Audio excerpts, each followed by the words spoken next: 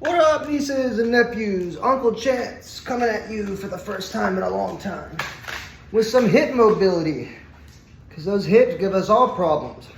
So, some people, you have injuries with your hips, or you just need to get better activation. Maybe you're going to go on a long run. Maybe you're doing heavy deadlifts, squats. Maybe you're hurt. There's all sorts of things, but this one is specifically good for your glute med in the outside of your hip, your abductor, as some would call it, and a little bit of your IT band. So to start, you want to get to your side, get on your elbow, and use that elbow as a real good solid post, pushing it into the ground. That's important. From here, you want to keep your knees on the floor and have them slightly bent, right? So they're basically at a 90-degree angle. From here, I'm going to lift my hip off the floor. Notice my knees stay on the ground.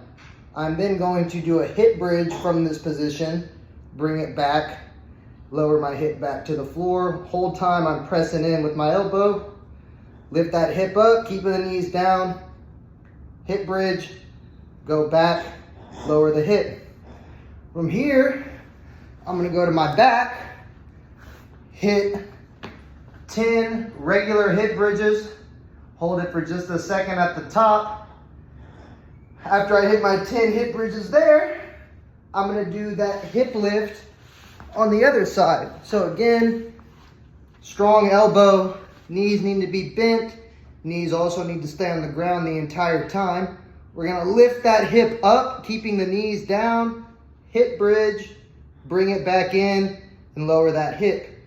So I'm gonna get 10 for each side, with the 10 hip bridges in the middle, and I'll do that twice for mobility and activation, and my hips usually feel pretty decent after that. I hope this helps y'all, and your hips will thank you. Uncle Chance is out of here.